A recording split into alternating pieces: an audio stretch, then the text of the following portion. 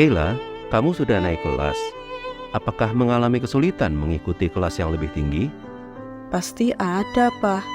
Misalnya, di kelas baru ini, kalau Kayla sudah bisa jawab pertanyaan, seringkali guru memberikan pertanyaan berikutnya disertai bukti untuk mengetahui apakah Kayla benar-benar mengerti atau tidak. Wah, gurumu cukup bijaksana. Sebab segala sesuatu di alam semesta ini harus ada buktinya dan tunduk pada hukum sebab akibat. Hanya satu yang tidak perlu dibuktikan, yakni Allah sendiri dan firman-Nya. Sebagaimana tertulis pada mulanya adalah firman.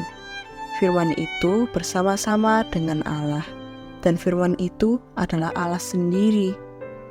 Bersyukur Tuhan Yesus sudah berfirman kepada setiap kita. Jadi Kayla tidak mau tanya lagi, mana buktinya kepada Allah, karena firman itu adalah bukti tertinggi. Ya, sekarang kita sambut firman-Nya, masih tentang penolakan terhadap diri Yesus. Ya, anak-anakku yang terkasih dalam Tuhan Yesus Kristus, sekali lagi kita bertemu dalam BDKA, temanya Israel yang tidak percaya. Nats firman Tuhan pada hari ini diambil dari Lukas pasal 4 ayat 23 hingga ayat 27. Silahkan mengambil Alkitabmu dan membacanya nanti sambil mendengarkan sabda Tuhan. Dan sebelumnya kita bersatu dalam doa.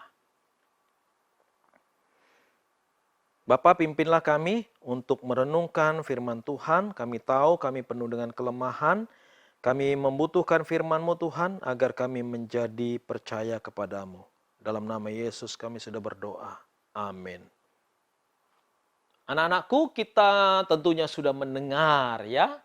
Kalau orang-orang yang hadir di sinagoge itu sangat takjub mendengarkan penjelasan-penjelasan dari Tuhan Yesus Kristus, ya.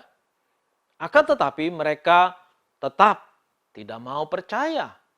Mereka menolak Dia.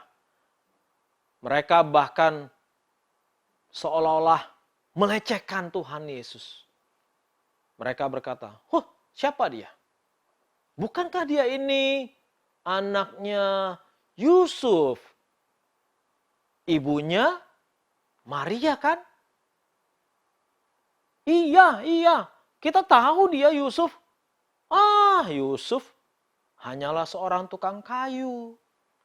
Bagaimana mungkin seorang tukang kayu bisa menghasilkan anak seperti ini? Dia juga mengaku diri sebagai Mesias, sebagai Tuhan. Siapa sih dia? Mereka mempertanyakan kuasa Tuhan Yesus. Mereka mempertanyakan jati dirinya Tuhan Yesus, anak-anakku. Kelihatannya mereka sangat tidak suka dan meremehkan Tuhan Yesus. Anak-anakku, Yesus kemudian menegur mereka. Yesus menyindir mereka. Yesus berkata, "Aku berkata kepadamu, sesungguhnya tidak ada nabi yang dihargai di tempat asalnya sendiri." Ya, bagaimanapun, Yesus manusia bukan, anak-anakku? Yesus tentu saja kesal dengan ketidakpercayaan mereka. Ia yang adalah orang yang dibesarkan di sana, ya. Orang-orang mengenalnya sebagai anaknya Yusuf dan Maria, tetapi mereka menolak Dia. Lalu kemudian Tuhan Yesus menegur mereka lebih lanjut dengan memberikan 2 contoh, ya, tentang 2 orang nabi yang ada di dalam perjanjian lama, yakni Nabi Elia dan Nabi Elisa, ya. Seolah-olah Tuhan Yesus mau mengatakan kepada mereka, Elia dan Elisa, mereka nabi dalam perjanjian lama. Tapi mereka lebih dihargai di luar Israel. Orang-orang Israel begitu congkak, sombong, tidak mau percaya. Akhirnya anugerah Tuhan berikan kepada yang di luar Israel. Nah, bagaimana kejadian pelayanan dari Nabi Elia dan Nabi Elisa itu? Kalian tahu? Kalian pernah dengar? Begini ceritanya. Kita tahu bahwa Elia ya diutus oleh Allah untuk melayani di Israel, namun ditolak. Nah, kemudian Elia pergi ke satu tempat yang namanya Sarfat. Dia berjumpa dengan seorang janda yang ada di sana. Elia merasa kelaparan sekali dan Elia kemudian mengatakan, berikanlah aku makan. Janda itu mengatakan, aku tidak punya roti. Apa yang harus aku berikan kepadamu? Aku hanya punya tepung. Aku hanya punya minyak sedikit. Lalu Elia mengatakan, ya sudah, buatlah roti dari itu dan berikanlah aku terlebih dahulu. Nah, janda itu kemudian memasak adonannya itu dan kemudian diberikan kepada Nabi Elia dan mujizat terjadi. Ya, Elia bisa makan dengan kenyang. Senang nggak kalau kita mendapatkan makanan yang banyak, lalu perut kita menjadi kenyang, ya? Oh, senang sekali, ya. Apalagi kalau ada orang yang baik hati memberikan kita makan, pasti kita senang sekali. Nah, itulah yang kemudian dialami oleh Elia. Namun, sesuatu terjadi dengan anak dari janda yang ada di Sarfat itu. Ya, apa yang terjadi? Anaknya tiba-tiba sakit, lalu kemudian nyawanya lepas. Anaknya meninggal. Nah, Elia kemudian membantu anak janda dari Sarfat itu dengan membangkitkan anak itu dari kematian. Wow, luar biasa bukan? Hebat ya Elia. Ya, Elia hebat, tapi kehebatan Elia datang dari Tuhan Allah. Tuhanlah yang membangkitkan anak itu, bukan Elia. Ya. Nah, bagaimana dengan kisah dari Elisa? Kalian ingat bagaimana Elisa menyembuhkan seorang perwira ya yang bernama Naaman. Ya, perwira ini ada sakit gatal-gatal di tubuhnya, ya. Orang bilang itu adalah sakit kusta. Lalu dia datang kepada Elisa untuk memohon kesembuhan, bahkan siap untuk memberikan bermacam-macam hadiah ya kepada Elisa. Tapi Elisa tidak mau. Tidak mau. Elisa tahu ini orang bukan orang Israel, tidak percaya kepada Tuhan, seolah-olah nanti uangnya itu yang mengatur Elisa. Elisa tidak mau. Elisa tidak gampang untuk dibayar-bayar, disogok-sogok. Elisa mau orang ini melihat kemuliaan Tuhan. Lalu Elisa mengatakan kepada perwira Naaman itu supaya ia membersihkan tubuhnya di sungai Yordan, yakni di sungai di Israel. Karena sungai itu adalah tempat di mana Tuhan akan melakukan mujizat kepada Naaman. Semula Naaman tidak mau. Mengapa harus ke sungai Yordan? Di tempatku juga banyak sungai-sungai yang lebih besar. Ada seorang anak kecil hamba dari perwira itu mengatakan, Tuhan, nggak ada salahnya Tuhan mencoba. Kita sudah jauh-jauh datang ke sini. Coba saja mandi.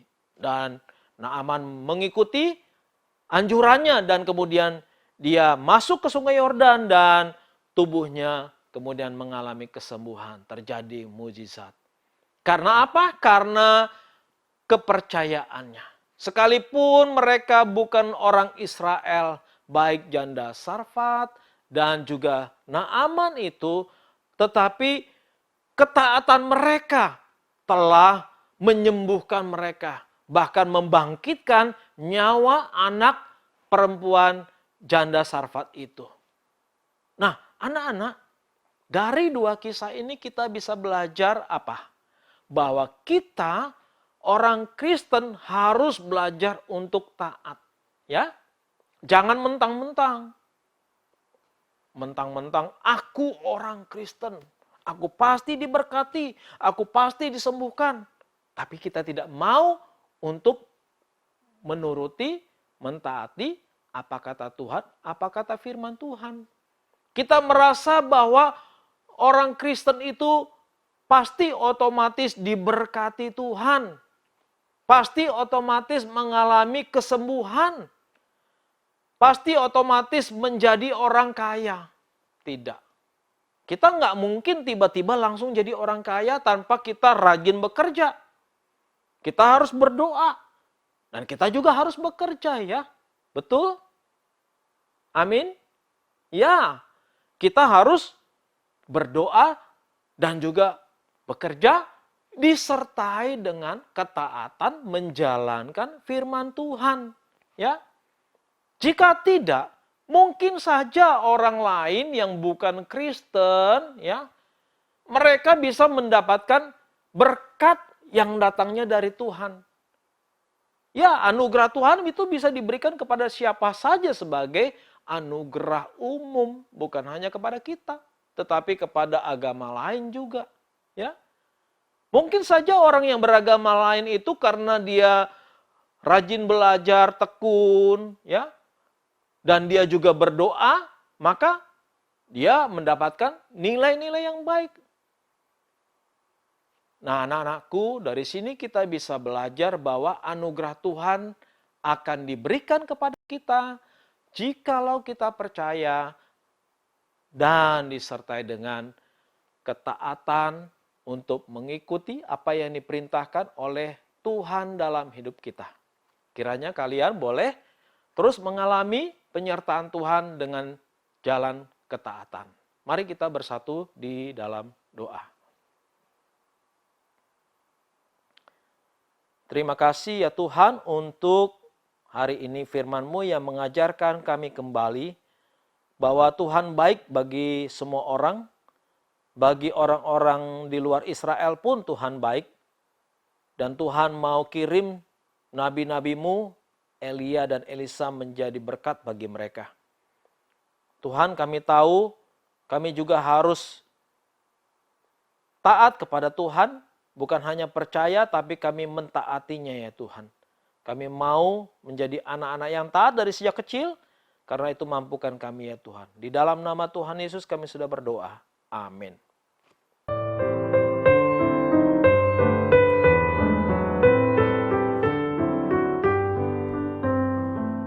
Anak-anak, Bapak akan menggarisbawahi sebenarnya kabar baik apa yang telah diberitakan. Sudahkah rekan BDKA mengetahui bahwa kabar baik itu bukan hanya baik buat telinga pendengarnya, namun juga bisa membentuk hati umat Tuhan? Kesimpulannya, ada hal penting yang diajarkan Yesus, yakni tentang pembebasan kepada orang tawanan. Kayla tebak ya, mungkin yang dimaksud adalah pembebasan dari perbudakan yang paling buruk untuk kemudian menjadikan Kristus sebagai pemimpin yang memerintah umatnya. Tepat sekali jawabanmu, karena hal ini merupakan pembebasan yang melampaui aspek politik. Di samping itu masih banyak lagi ajaran lainnya. Wow, ini terlalu amat sangat baik kabarnya.